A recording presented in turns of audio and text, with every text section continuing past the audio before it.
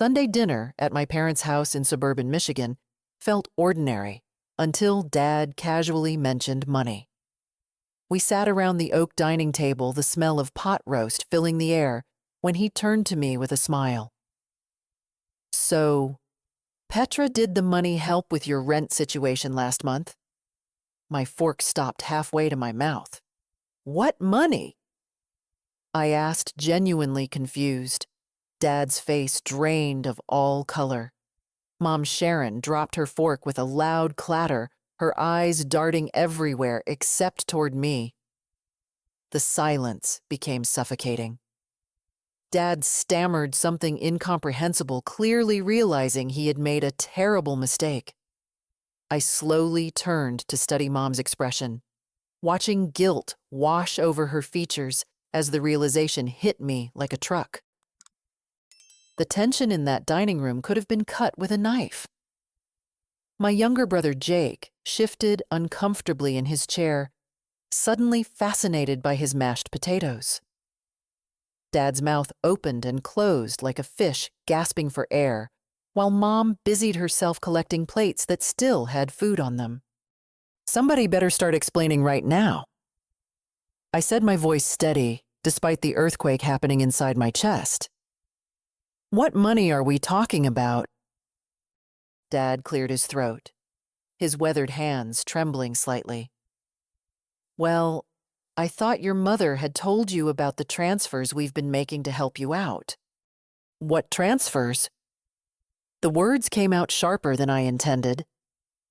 Mom finally stopped her frantic cleaning and sank back into her chair. Her face had gone pale, and I could see tears forming in her eyes. "Petra, honey, we just wanted to help. You've been struggling so much with your apartment and everything." "I haven't been struggling," I replied, completely bewildered. "My job at the marketing firm pays well enough. I've never asked you for money." The silence stretched between us until Dad spoke again. "Sharon, show her the bank statements." With shaking hands, Mom retrieved a folder from the kitchen counter. She placed it in front of me like it contained explosive materials. As I opened it, my heart began racing. Transfer after transfer, each for $500 or $1,000, all marked as sent to an account labeled Emergency Fund, Petra. "This shows 6 transfers over the past 6 months," I said, scanning the documents. "That's $3,000 total. I never received any of this money." Dad's face went from pale to red. "What do you mean you never received it, Sharon? You said you set up the account for her." "I did," Mom whispered, barely audible. "At least I thought I did." I pulled out my phone and opened my banking app, showing them my account balance and transaction history. "Look for yourselves. No deposits from you, no emergency fund account, nothing." Jake finally broke his silence. "This is really messed up." I turned to Mom, whose tears were now flowing freely. "Mom, who did you send this money to?" She reached into the folder and pulled out a crumpled piece of paper with handwriting on it. "I got a call from someone who said they were helping you set up emergency assistance. She said you were too proud to ask directly, but you really needed help." My blood ran cold. "She, who is she?" "Her name was Patricia Stone. She said she was your friend from college, that you had asked her to reach out to us because you were embarrassed about your financial situation." The name meant nothing to me. "Mom, I've never heard of anyone named Patricia Stone in my entire life." Dad's chair scraped against the floor as he stood up abruptly. "Sharon, please tell me you didn't just send our retirement money to some random stranger." "She knew things about Petra," Mom protested weakly. "She knew about her job, her apartment complex, even her car. She sent me pictures of Petra looking stressed and tired." I grabbed Mom's phone from the counter. "Show me these conversations right now." As Mom scrolled through her messages, I could see dozens of text exchanges with someone named Patricia. The messages were sophisticated, filled with details about a financial crisis I was supposedly facing. There were photos attached, but when I looked closer, I realized they were pictures of me from my social media accounts, taken completely out of context. "These photos are from my vacation last year," I said, pointing to one that Patricia had apparently described as me looking exhausted after working double shifts. "I was hiking in Colorado. That's why I look tired." Dad slammed his fist on the table. "Sharon, how could you fall for something like this? Why didn't you ask Petra directly?" "She said Petra made her promise not to let anyone know she was asking for help," Mom sobbed. "She said Petra would be mortified if she found out we knew." I felt sick to my stomach. Someone had been studying our family, learning our dynamics, and exploiting Mom's love for me to steal money from my parents' retirement fund. The precision of the manipulation was terrifying. "We need to call the bank," I said, trying to keep my voice calm, "and we need to find out who this Patricia Stone really is." I spent the next hour on the phone with the bank's fraud department while Dad paced the living room, and Mom continued crying at the kitchen table. The news wasn't good. The money had been transferred to an account that had already been closed, and the funds had been withdrawn in cash. Jake, who had been unusually quiet throughout this whole ordeal, finally approached me. "Petra, there's something I think you should know." I looked up from the paperwork the bank had faxed over. "What?" "A few months ago, Mom got a call that seemed weird to me. I was visiting and I overheard her talking to someone about your finances. When I asked her about it afterward, she told me it was just a friend of yours who was worried about you." "Why didn't you tell me then?" "I asked if she had talked to you directly about money problems, and she said she didn't want to embarrass you by bringing it up. I figured it was just Mom being Mom, worrying about stuff that wasn't really a problem." I felt a surge of frustration, but I couldn't be angry with Jake. He had tried to warn Mom in his own way. Dad returned from his pacing session with a grim expression. "I called our financial advisor. He says we need to file a police report immediately. This isn't just theft. It's elder fraud." "Elder fraud?" Mom looked up sharply. "I'm not elderly." "Anyone over 50 can be targeted for elder fraud, Sharon," Dad explained gently. "And the fact that they specifically manipulated your emotions about our daughter makes it worse."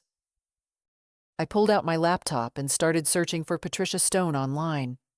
Within minutes, I found several social media profiles with that name, but one caught my attention immediately. The profile picture showed a woman in her 30s with blonde hair, and when I scrolled through her photos, I found several that had been taken at locations I recognized around our town. "I think I found her," I announced, "and she lives right here in Michigan." Mom rushed over to look at the screen. "That's her. That's the woman who called me." I clicked on Patricia's address information, which she had carelessly left public on her profile. She lived less than 30 minutes away in an upscale apartment complex that definitely cost more than $3,000 in rent. The realization hit me like a punch to the gut. Not only had this woman stolen from my family, but she was living nearby, probably laughing about how easy it had been to fool my trusting mother. The money Dad had been saving for their retirement, the nest egg they had worked decades to build, was being used to fund some stranger's luxury lifestyle. "We're going to get our money back," I told my parents with a determination I didn't know I possessed. "And we're going to make sure Patricia Stone never does this to another family again." Monday morning arrived with the weight of unfinished business pressing down on my shoulders. I had barely slept, my mind racing through everything we had discovered about Patricia Stone. The police report had been filed, but the officer who took our statement warned that financial fraud cases often took months to resolve, and recovery of the stolen funds was far from guaranteed. I called in sick to work, knowing I couldn't concentrate on marketing campaigns when my family was dealing with this crisis. Instead, I drove to my parents' house, determined to dig deeper into Patricia's background and find something that would help us get justice. Mom greeted me at the door with red-rimmed eyes. She had clearly spent the night crying and probably hadn't slept any better than I had. Dad was already at the kitchen table, surrounded by bank statements and printed emails. "I've been going through everything Patricia sent me," Mom said, her voice hoarse. "Looking at it now, I can see how calculated it all was." She handed me a stack of printed messages. Reading through them carefully, I was amazed at how sophisticated the manipulation had been. Patricia had crafted a narrative that played perfectly on Mom's fears and maternal instincts. She claimed I was behind on rent-facing eviction and too ashamed to ask for help directly. She had even fabricated a story about me taking on extra freelance work that was making me physically ill from exhaustion. "She knew I would never let Petra suffer if I could help," Mom said quietly. "She used my love for you against me." But as I continued reading, something caught my attention. In one of the messages, Patricia had mentioned a detail about our family that seemed too specific to have come from social media stalking.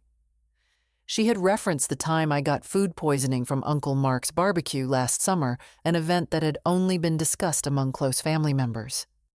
"Mom, how would a stranger know about the food poisoning incident?" Mom looked confused. "I don't know. Maybe you posted about it online." I shook my head. "I never post about being sick. That's not something I share publicly." Dad looked up from his paperwork. "What exactly did she say about it?" I read the message aloud. "Petra's been so worried about money that she's not eating well. Remember how sick she got at Uncle Mark's barbecue? She told me she's been buying cheaper food and thinks that's why her stomach has been bothering her lately." A chill ran down my spine. This person has inside information about our family. I immediately called Uncle Mark, putting the phone on speaker so my parents could hear. After I explained the situation, Uncle Mark was quiet for a long moment. "Petra, that barbecue detail is bothering me too," he said finally. "The only people who knew the specifics about that food poisoning incident were family members who were there." "Who exactly was there that day?" I asked. Uncle Mark listed the attendees: my parents, Jake, myself, him and Aunt Linda, my cousin Danny, and Grandma Rose. Oh, and Patricia came with Linda. Linda introduced her as a friend who was going through a hard time. My heart stopped. "Patricia was at the barbecue." "Yeah, I remember thinking it was strange because Linda usually doesn't bring friends to family gatherings. But she said Patricia didn't have anywhere else to go that weekend." I looked at my parents, seeing the same realization dawning on their faces. "Uncle Mark, what's Linda's friend's last name?" "I think it was Stone, Patricia Stone. Linda said she was helping her get back on her feet after a divorce." The room felt like it was spinning. Aunt Linda, Mom's own sister, had brought Patricia into our family gathering. Patricia hadn't been a random scammer who had somehow researched our family online.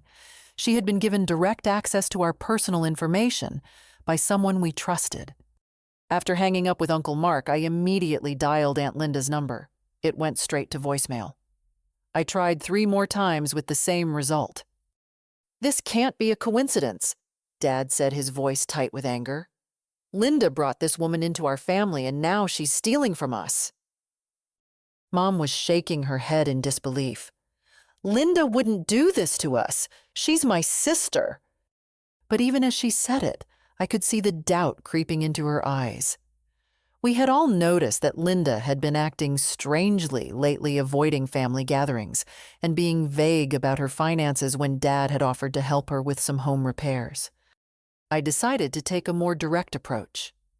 "I'm driving to Patricia's apartment complex. If she's really living there, I'm going to confront her face to face." "Petra, that could be dangerous." Dad protested. I'm not going alone. Jake can come with me, but we need answers, and the police aren't going to move fast enough. The drive to Patricia's apartment complex took 25 minutes, giving Jake and me plenty of time to discuss our strategy. We decided that I would try to appear friendly and non-threatening, pretending that I was grateful for the help Patricia had supposedly provided. The goal was to get her talking and hopefully trick her into revealing more information about how she had orchestrated the theft. The complex was called Riverside Luxury Apartments, and it lived up to its name. The buildings were modern, with manicured landscaping and a gated entrance that required a security code. As we sat in my car trying to figure out how to get inside, I noticed a familiar vehicle in the parking lot. Aunt Linda's blue Honda Civic was parked right next to a red Toyota that matched the car shown in some of Patricia's social media photos. Jake, do you see what I see? He followed my gaze to Linda's car. What is she doing here? We didn't have to wait long for an answer. Within 5 minutes, Aunt Linda emerged from one of the apartment buildings, followed by a blonde woman who matched Patricia's profile pictures. They were laughing and talking like old friends, completely at ease with each other. I felt like I had been punched in the stomach. This wasn't a case of Linda innocently introducing Patricia to our family. They were clearly working together. We watched as Linda handed Patricia an envelope before getting into her car and driving away. Patricia waved goodbye before heading back into the apartment building. We need to follow Linda, I told Jake. The chase led us to a casino about 15 miles away. We watched from the parking lot as Linda went inside, and suddenly, everything started making sense. Linda had been struggling with gambling problems for years, though she had managed to hide the extent of her addiction from the family. When we returned to my parents' house, I called a family meeting. Mom, Dad, and Jake gathered in the living room while I laid out everything we had discovered. Aunt Linda has been feeding Patricia information about our family, I explained. She brought Patricia to Uncle Mark's barbecue, specifically so Patricia could learn about us and figure out how to scam us. Mom's face went white. You're saying my own sister helped someone steal from us? I'm saying Linda is probably being manipulated too. If she has gambling debts, Patricia might be exploiting that desperation. Dad stood up and began pacing again. Either way, Linda betrayed our trust. She gave a stranger access to personal information about our family, and now we're out $3,000. The phone rang, interrupting our discussion. Mom answered, and I could tell from her expression that it was important. That was Detective Martinez from the fraud unit, she said after hanging up. He wants us to come down to the station. They found something. At the police station, Detective Martinez spread several documents across his desk. We've been investigating Patricia Stone, and what we've found is concerning. She's not just targeting your family. We have reports from 2 other families in the county who were scammed using similar methods. He showed us copies of bank transfers from other victims, all following the same pattern as our case. Each family had been approached by Patricia claiming to help a relative in financial distress. In each case, a family member had provided Patricia with inside information that made her story seem credible. The total amount stolen across all cases is nearly $15,000, Detective Martinez continued. And in each case, there was a family member who had gambling debts and was receiving money from Patricia in exchange for information. My heart sank as I realized the full scope of the betrayal. Linda hadn't just made one mistake. She had been systematically helping Patricia target multiple families, probably to pay off her own gambling debts. What happens now? Dad asked. We're going to arrest Patricia Stone tomorrow morning, the detective said. And we'll be questioning Linda about her role in these crimes. The evidence suggests this is organized fraud, not just opportunistic theft. As we left the police station, I felt a mixture of relief and sadness. relief that justice was finally going to be served, but sadness that our family had been torn apart by greed and desperation. The money was important, but the real damage was to the trust we had always shared. That evening, as we sat around the dinner table where this whole nightmare had begun, Mom reached out and took my hand. "I'm so sorry, Petra," she said. "I should have talked to you directly instead of believing a stranger." "You were trying to help me, Mom. The person we should be angry with is Patricia and Linda, too, for putting you in this position." But even as I said the words, I knew that rebuilding our family's trust was going to take time. Patricia Stone had stolen more than just money from us. She had stolen our sense of security and our faith in the people we loved most. The next morning brought news that shattered what little faith I had left in my family's integrity.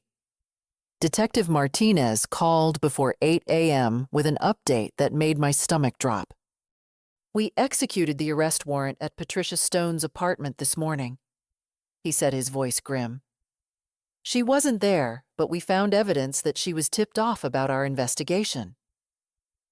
I sank into the kitchen chair, feeling defeated before the day had even really started. Someone warned her. It appears so. The apartment was cleaned out completely, but she left behind some documents that are very interesting. We need you and your family to come down to the station again. An hour later, we sat in the same conference room as the day before, but this time, Detective Martinez had a much larger pile of evidence spread across the table. Bank statements, printed emails, handwritten notes, and what appeared to be detailed profiles of different families. Patricia Stone was running a much larger operation than we initially realized, the detective began. She had detailed files on at least 8 different families across 3 counties, and she had help from people within each family. He handed me a manila folder with my family's name written on the tab. Inside were photographs of all of us, copies of our social media posts, notes about our financial situations, work schedules, and personal relationships. There were even floor plans of my parents' house and my apartment. "How did she get all this information?" Dad asked, his voice barely controlled. Detective Martinez pulled out a series of text messages printed on official letterhead. These communications show that Linda provided most of this intelligence over a period of several months, but Linda wasn't working alone. My blood ran cold as I read through the messages. Linda had been sending detailed reports about family gatherings, private conversations, and financial discussions. She had photographed personal documents when visiting my parents' house.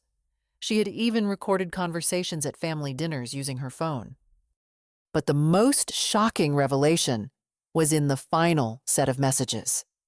Linda had recruited Aunt Margaret, Dad's sister, to help gather information about Grandma Rose's bridge club and church community. The plan was to expand the scam beyond immediate family members to target elderly friends and neighbors. And Margaret is involved, too. Dad's voice cracked with disbelief. According to these messages, Margaret was promised a cut of the profits in exchange for providing access to your grandmother's social circle. Patricia was planning to pose as a charity worker, collecting donations for various fake causes.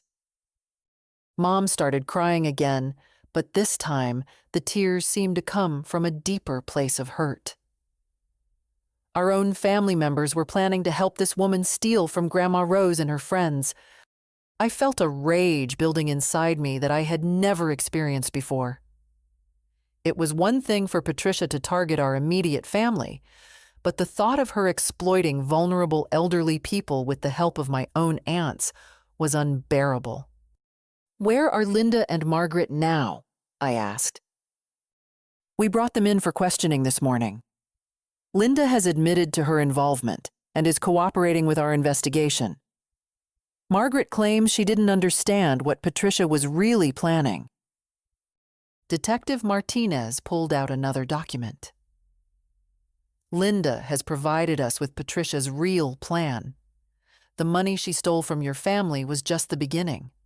She was planning to use your grandmother's reputation in the community to gain access to much wealthier targets. The plan was diabolically clever. Patricia intended to pose as Grandma Rose's niece from out of state, claiming to be organizing a family reunion and fundraiser. She would approach Rose's friends and acquaintances using detailed personal information provided by Linda and Margaret to establish credibility. The goal was to convince these elderly victims to contribute to fake fundraising campaigns for causes like medical expenses and home repairs for families in need. Linda estimates that Patricia could have stolen hundreds of thousands of dollars from the extended community if the plan had been successful. The detective continued. I looked at the timeline Patricia had created. She had planned to execute this larger scam over the course of 6 months, gradually building trust within the community before making increasingly large requests for money.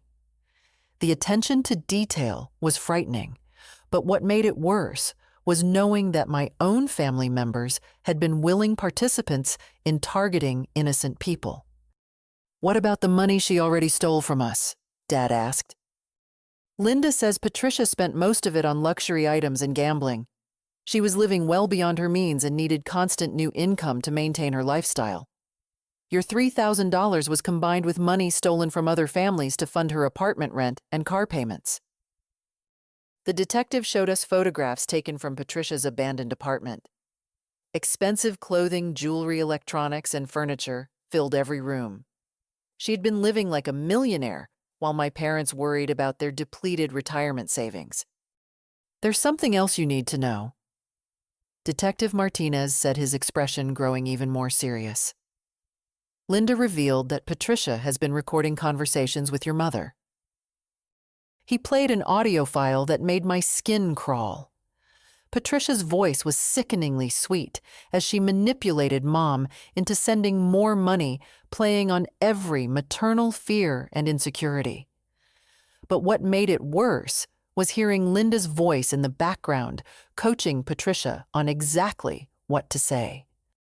She recorded Mom without her knowledge. Multiple times.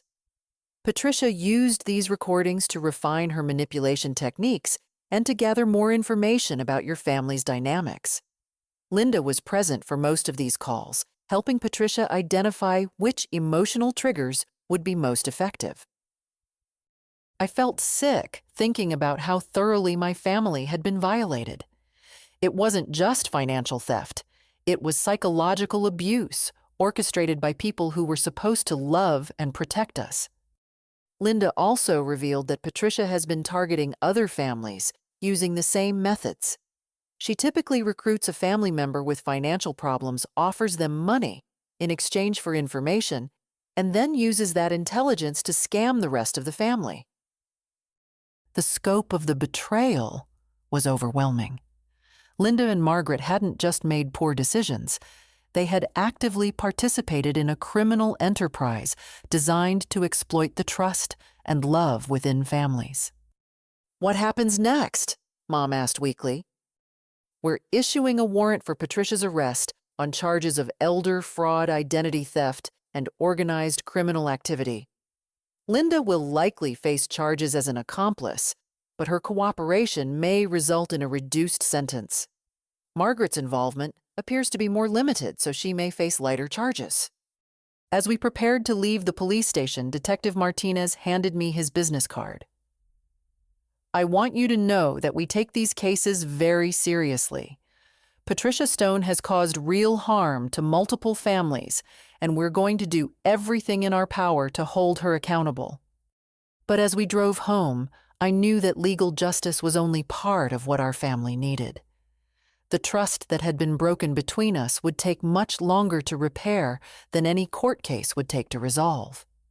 That evening, Grandma Rose came to dinner at my parents' house.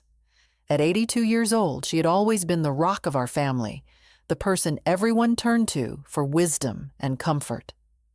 When we told her about Patricia's plan to exploit her friends and community connections, she listened with a calmness that surprised me. I've been wondering why Linda has been asking so many questions about my friends lately, she said finally. Last month, she wanted to know which of my bridge partners had lost their husbands recently and which ones were having financial troubles. I thought she was just being caring, but now I understand. The realization that Linda had been systematically gathering intelligence on vulnerable elderly people for months made the betrayal feel even deeper. She hadn't just helped Patricia steal from our immediate family. She had been planning to help her prey on the most vulnerable members of our community. "Grandma, I'm so sorry this happened," I said, taking her weathered hand in mine. "You have nothing to apologize for, sweetheart," she replied. "But I think it's time our family had some serious conversations about trust and responsibility. This situation happened because some of us forgot what family really means."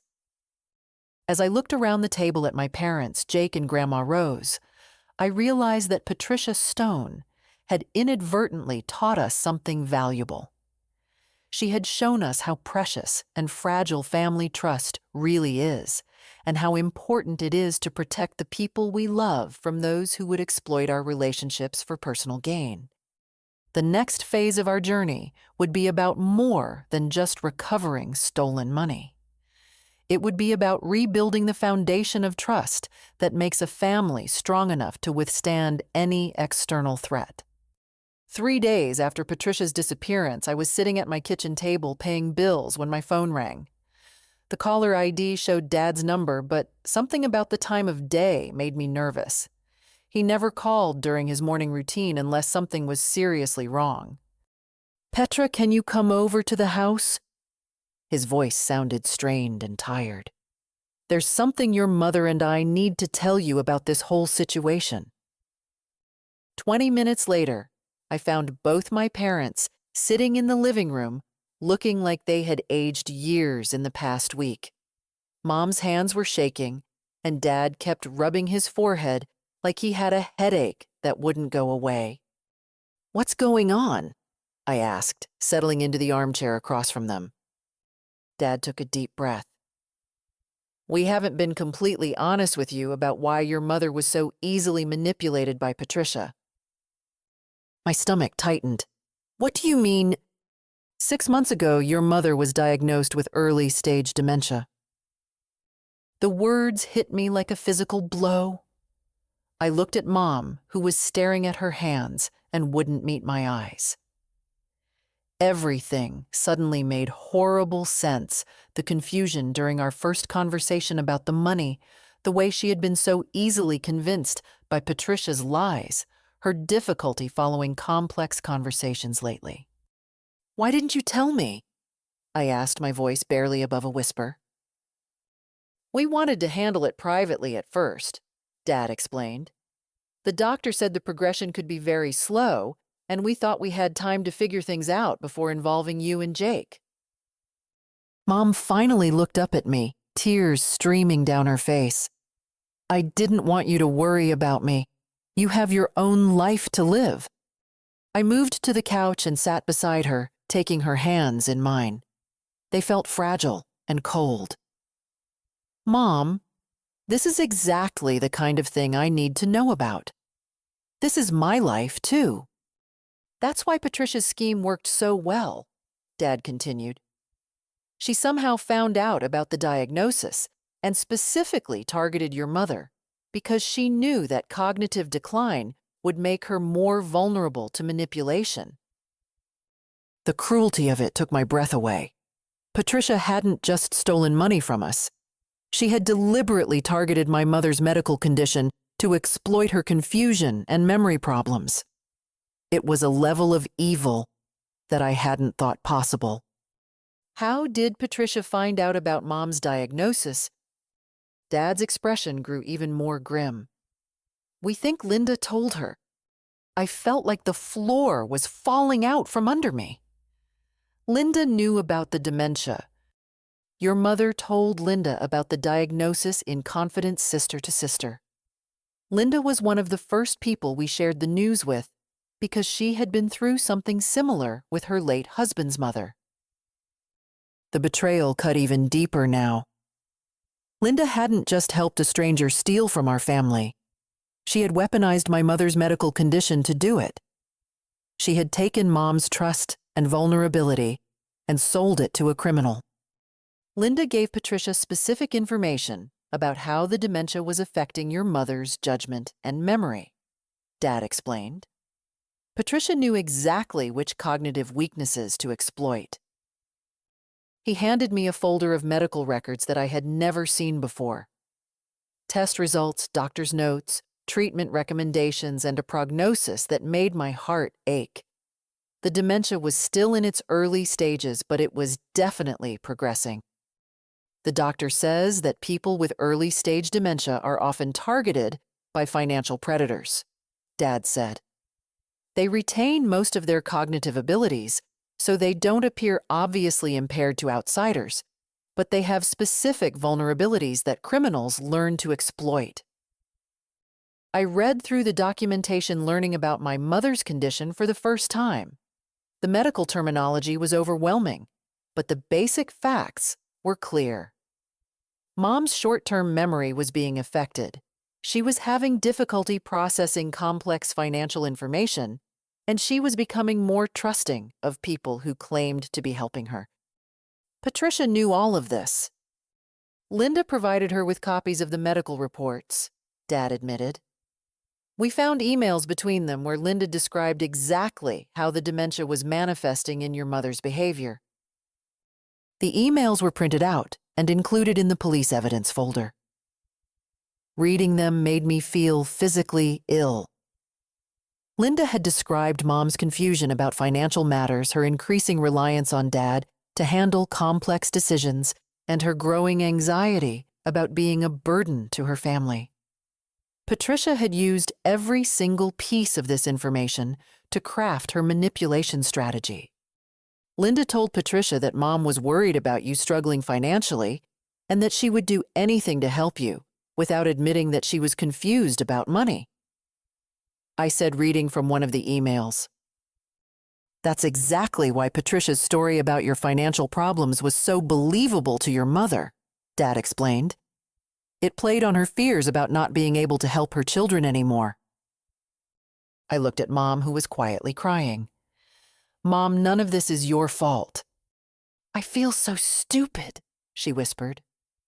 "I should have known better." "No, you shouldn't have had to know better.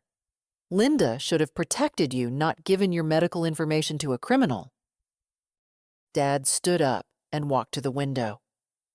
"There's more, Petra.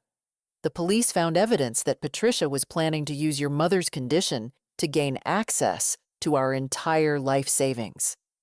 He showed me documents outlining Patricia's long-term plan. She intended to gradually convince Mom that the family was facing a series of financial emergencies, each one requiring larger amounts of money. The goal was to eventually gain access to my parents' retirement accounts, their home equity, and even Grandma Rose's estate. She was planning to financially devastate our entire family. The scheme was designed to unfold over 2 years.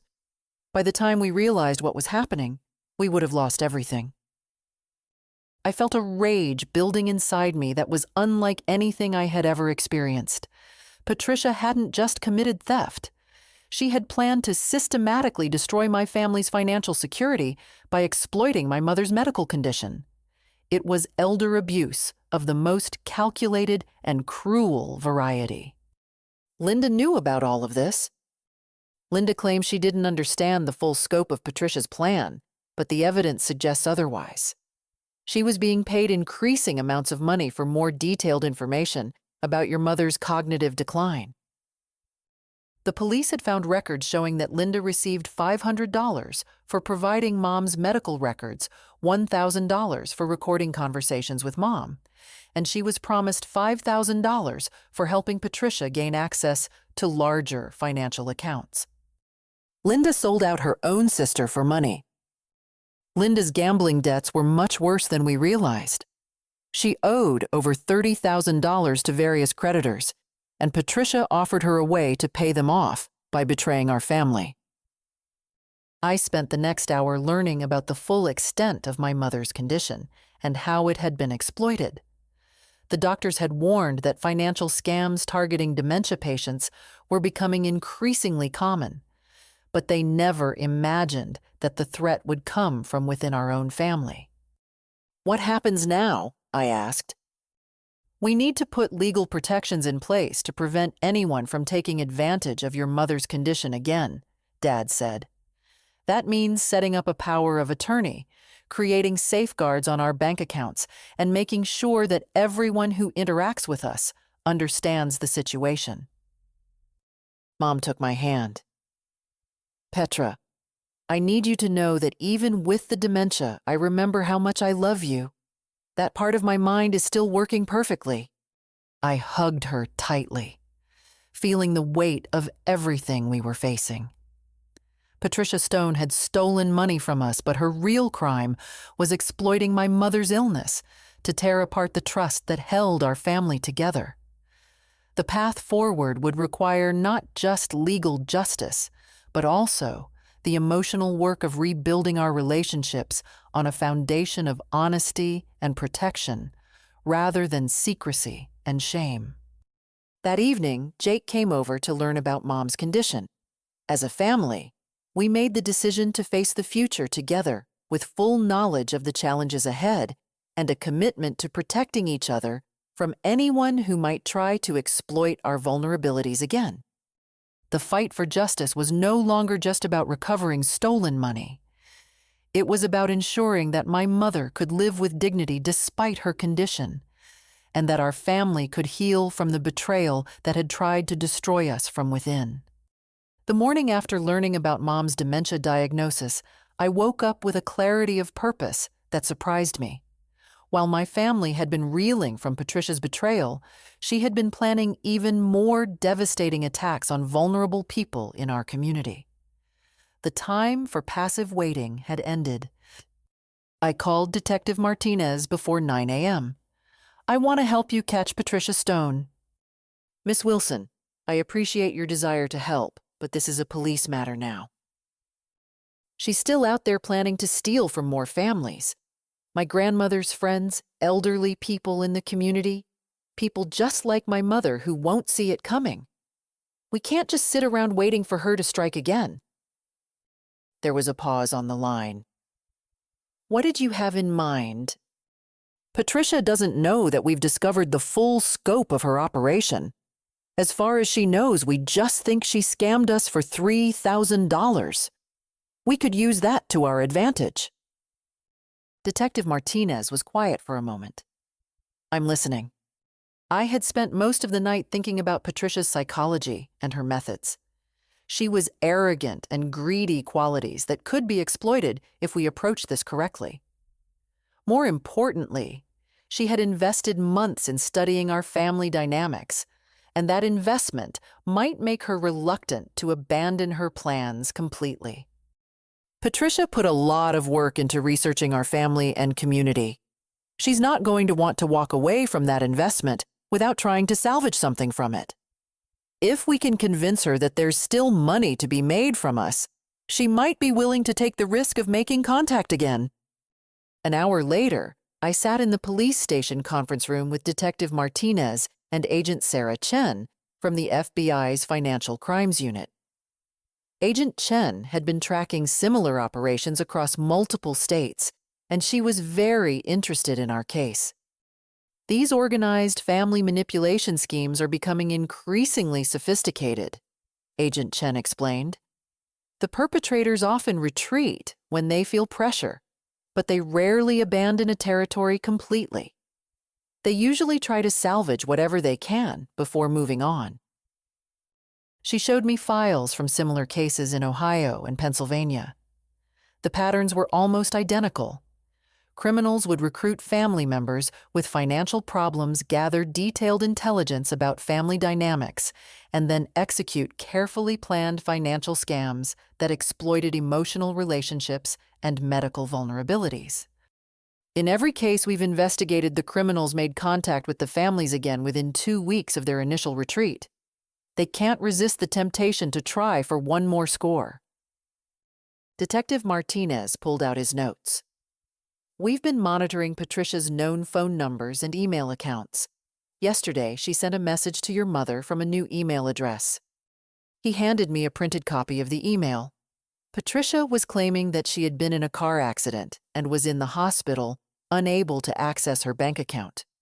She was asking Mom to send emergency money to help her pay for medical treatment, promising to pay back everything she owed to our family once she was released from the hospital.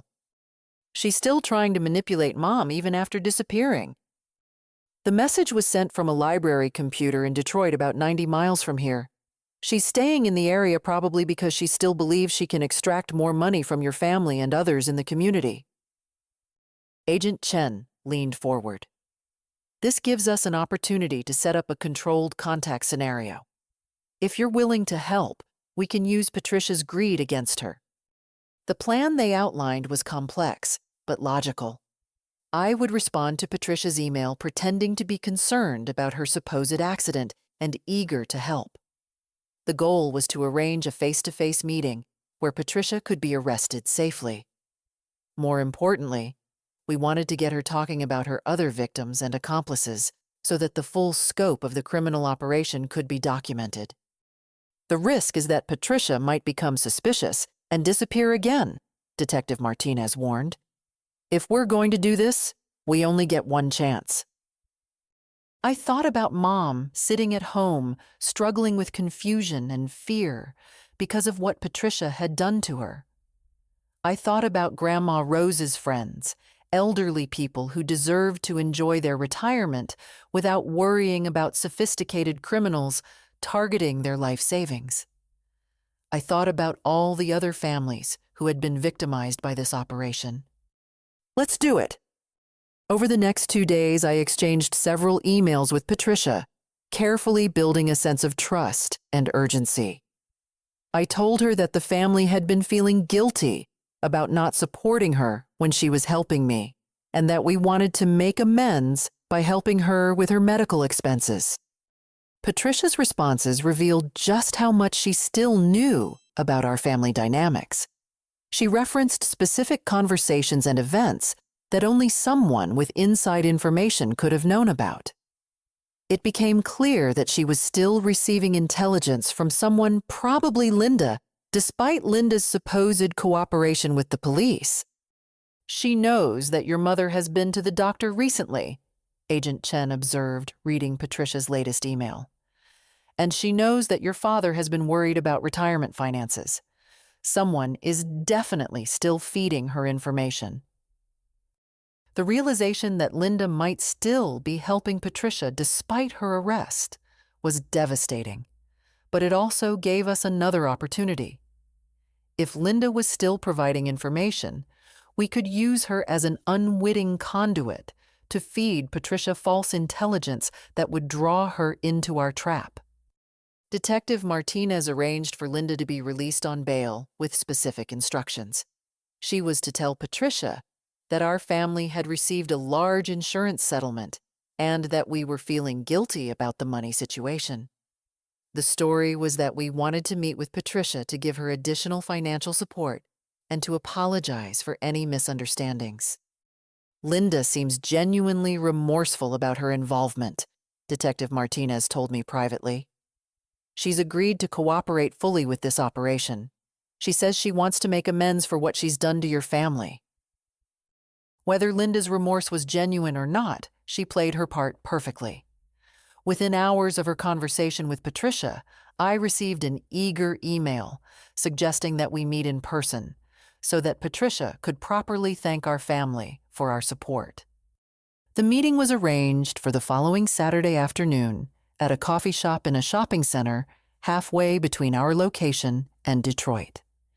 The venue was chosen specifically because it had good surveillance coverage and multiple exit points that law enforcement could monitor.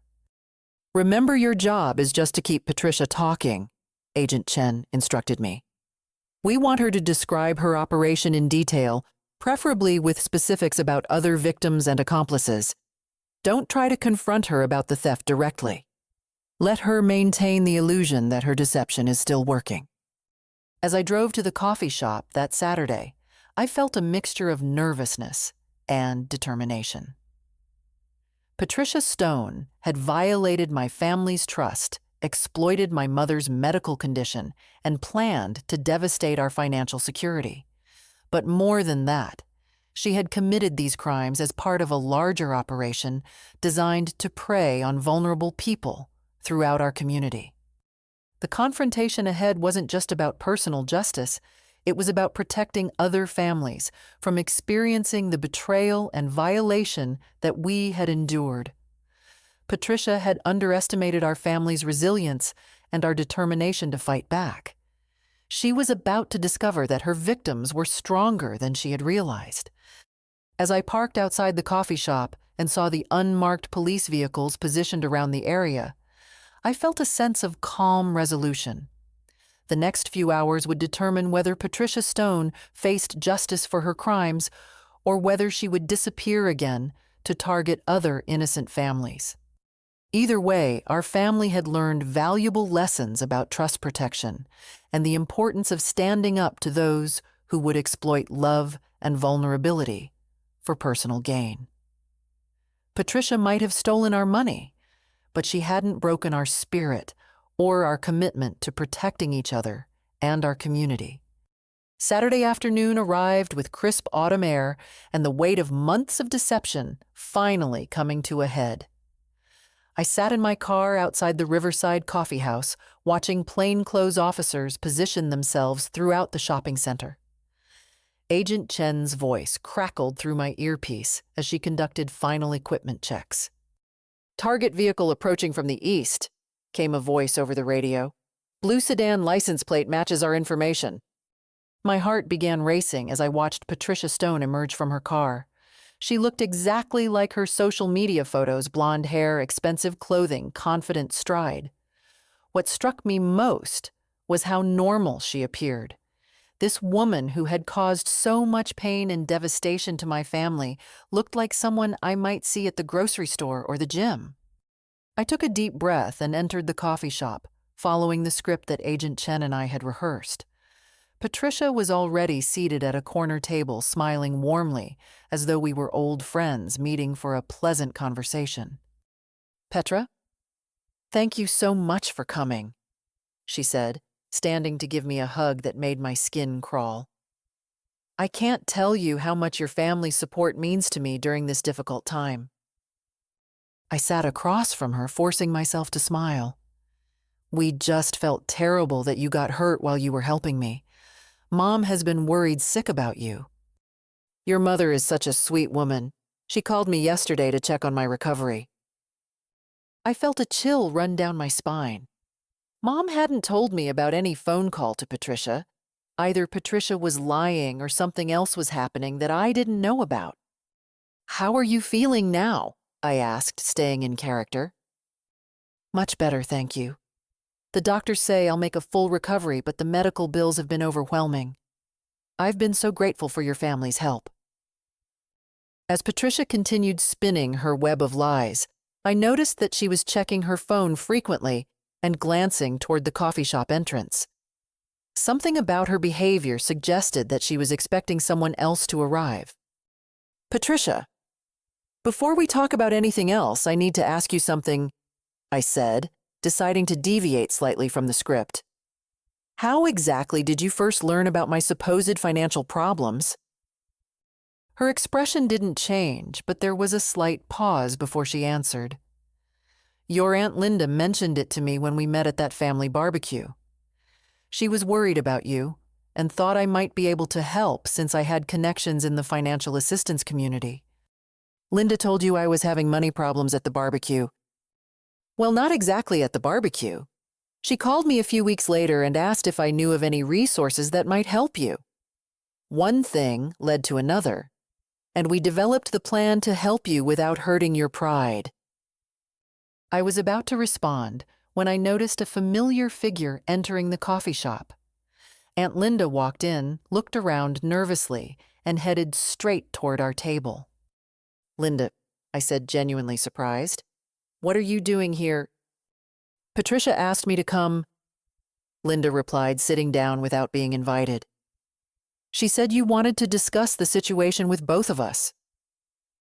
I looked at Patricia, who was smiling innocently. I thought it would be helpful to have Linda here since she was part of arranging the original assistance program. Something was very wrong. Linda wasn't supposed to be here, and her presence complicated the police operation significantly. I touched my earpiece, hoping Agent Chen could hear what was happening. Linda, I'm confused, I said carefully. I thought you were cooperating with the police investigation. Linda's face flushed. I am cooperating. But Patricia convinced me that there might be a way to work things out privately without involving the courts. What kind of arrangement? I asked. Patricia leaned forward, her friendly demeanor shifting to something more calculating. Your family has been through a lot of stress because of misunderstandings about the financial assistance program. I think there's a way we can resolve everything that benefits everyone involved. I realized that Patricia wasn't here to be arrested. She was here to execute another scam, this time with Linda as her active partner, rather than her unwitting accomplice. What did you have in mind? I asked, playing along while trying to figure out how to signal the surveillance team. Your family received that insurance settlement recently, Patricia said, glancing at Linda. Linda mentioned that it was a substantial amount. I think we can arrange for some of that money to be donated to a charitable foundation that I've established to help families in crisis. Linda nodded eagerly. It would be tax deductible, and it would help other people who are facing the same problems you were supposedly having. I stared at them, both realizing the full scope of what was happening. Linda hadn't just provided information to Patricia in the past.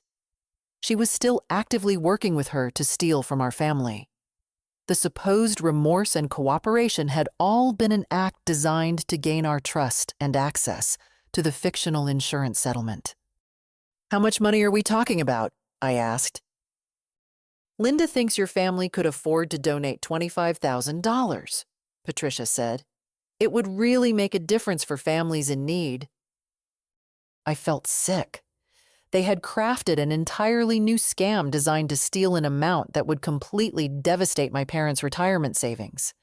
And Linda, my mother's own sister, was sitting here, actively participating in planning this theft. Linda, are you seriously asking me to give $25,000 to Patricia? It's not for Patricia, Linda protested.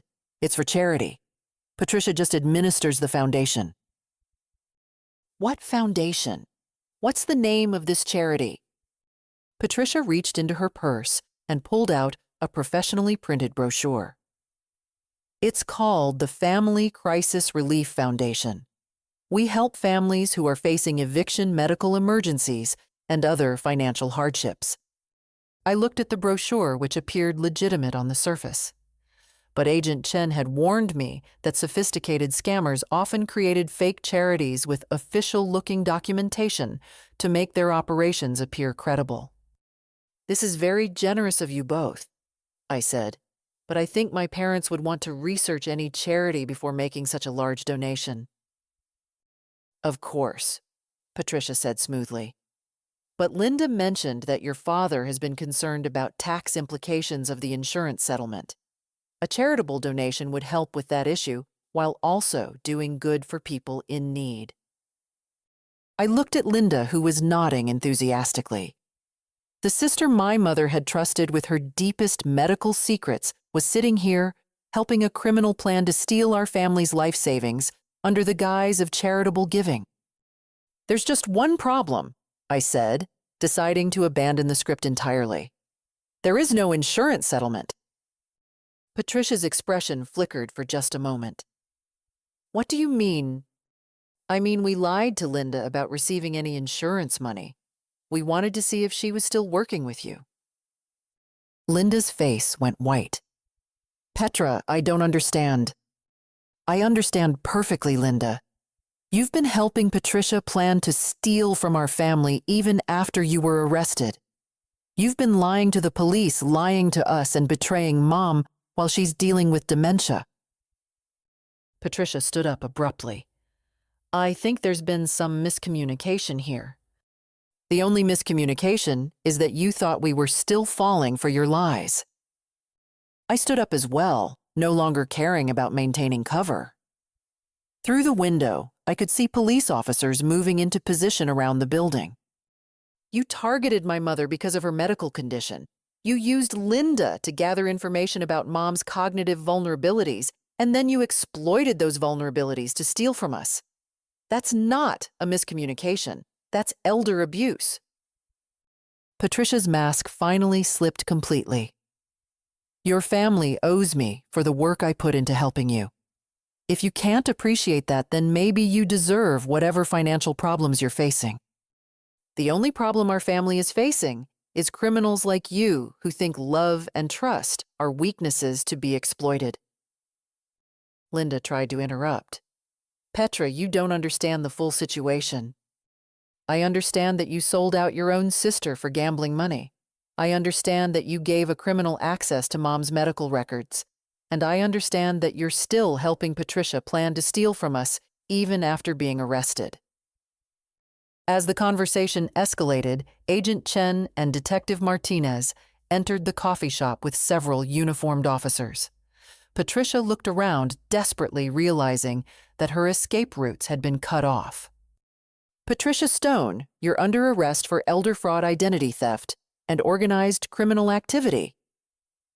Agent Chen announced, approaching our table with handcuffs ready.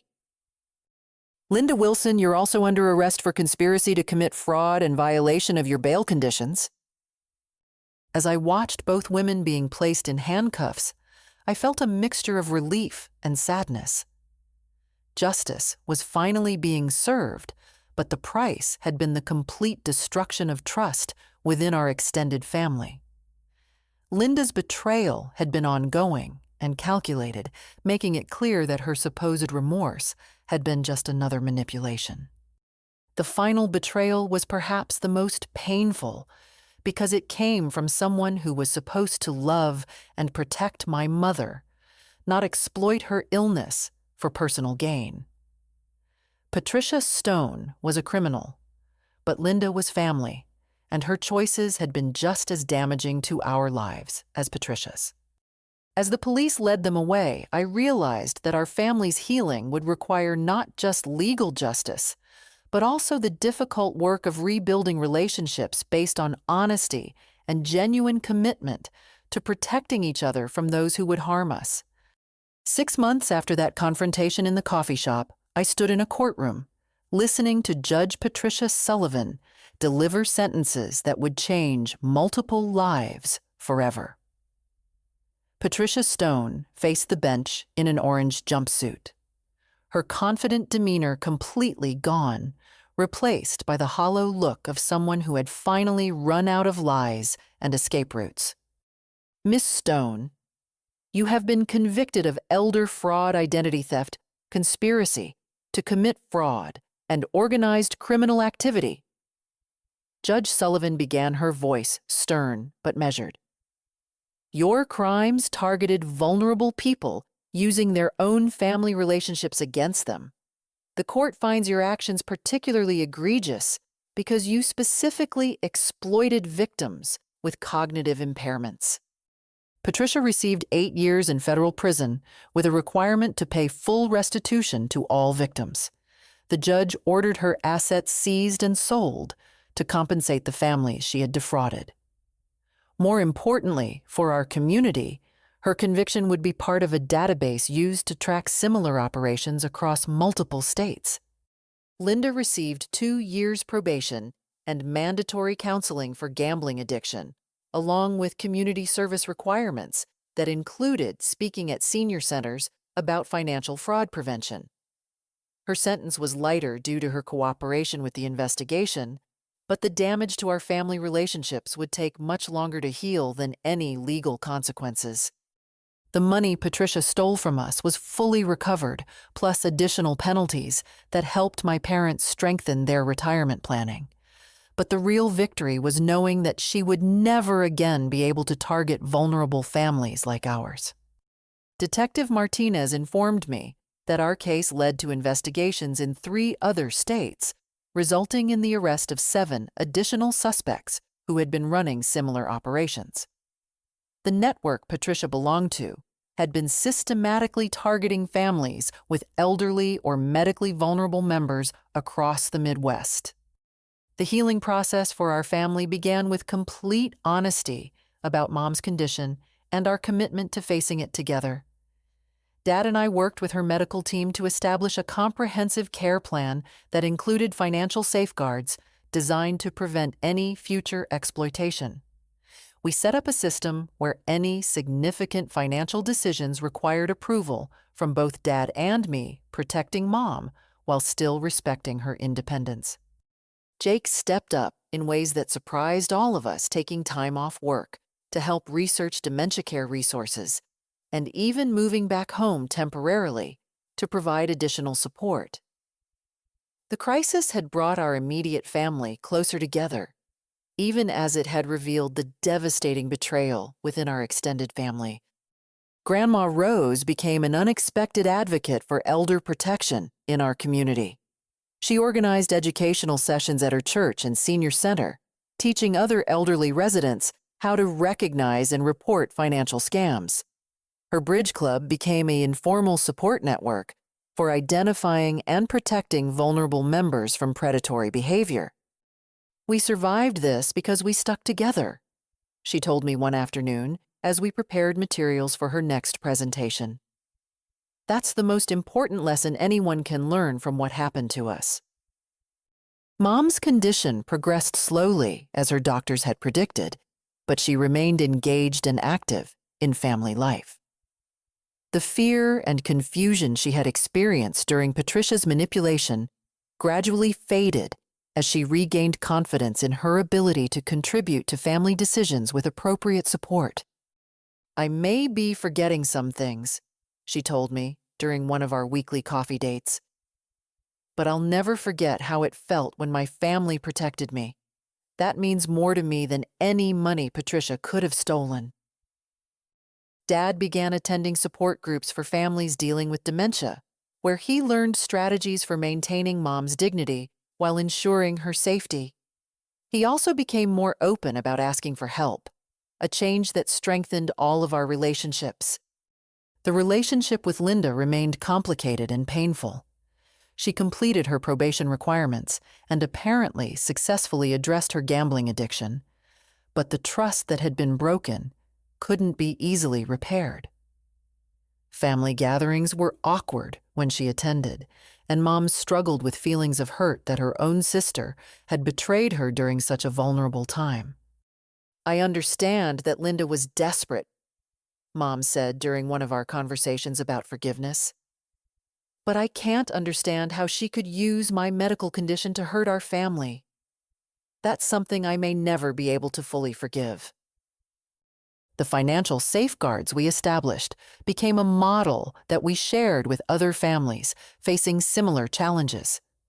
Simple measures like requiring dual authorization for large transactions, regular review of bank statements by multiple family members, and clear communication about financial decision-making proved effective at preventing exploitation.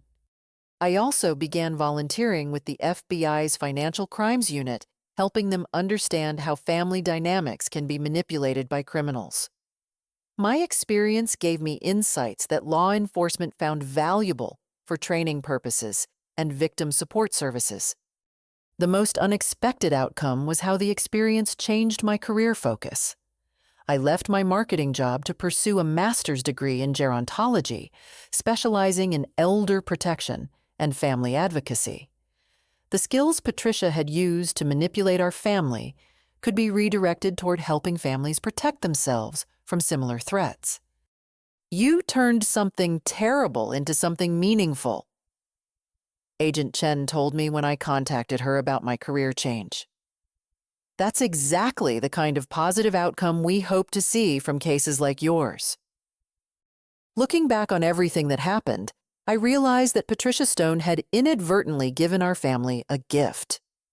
Her criminal behavior forced us to confront challenges we might have otherwise avoided, communicate more honestly about difficult topics, and develop stronger protective instincts for each other. The money she stole was recovered, but the real damage had been to our sense of security and trust. Rebuilding those qualities required ongoing work and commitment from all of us. We learned to balance openness with appropriate caution, love with protection, and independence with safety. Most importantly, we learned that family strength comes not from avoiding difficult situations, but from facing them together with honesty, courage, and mutual support. Patricia's betrayal had tried to tear us apart by exploiting our love for each other. But ultimately, that same love became the foundation for our recovery and growth. The last time I saw Patricia was during her sentencing hearing when she was given the opportunity to address her victims. She offered what seemed like a genuine apology, acknowledging the pain she had caused and expressing remorse for targeting vulnerable people. Whether her remorse was authentic or simply strategic, I felt a sense of closure, knowing that she could never again use her skills to harm innocent families. As I left the courthouse that day, I thought about all the families who might be protected because of what we had endured. Our willingness to fight back and seek justice had helped dismantle a criminal network that could have victimized dozens of other families across multiple states. The experience taught me that sometimes the most important battles are fought not for personal gain, but to protect others from experiencing the same harm we suffered. Patricia Stone had underestimated our family's resilience and determination to seek justice. Her criminal behavior had consequences that extended far beyond our individual case. Today, our family dinners are once again filled with laughter, honest conversation, and the comfortable trust that comes from knowing we will always protect each other. Mom's condition continues to progress slowly, but she faces it surrounded by people who love her enough to fight for her dignity and security. The empty chair where Linda used to sit serves as a reminder that trust once broken can only be rebuilt through consistent actions over time. Whether that rebuilding will ever happen remains to be seen, but our immediate family has emerged stronger and more united than ever before. Patricia Stone tried to steal our money, but she inadvertently gave us something more valuable, the knowledge that love, when combined with courage and determination, can overcome even the most calculated betrayal. That lesson has become the foundation for how we approach every challenge our family faces. Have you ever experienced a situation where someone you trusted betrayed your family? How did you find the strength to fight back and protect the people you love? I'd love to hear your thoughts in the comments below. Please like this video if it resonated with you, subscribe for more stories about family resilience and justice, and share this with anyone who might benefit from learning about elder protection and family advocacy. Thank you for listening to our story, and I hope it helps you recognize the importance of protecting the vulnerable people in your own life. Remember that love and vigilance together can overcome even the most sophisticated betrayal.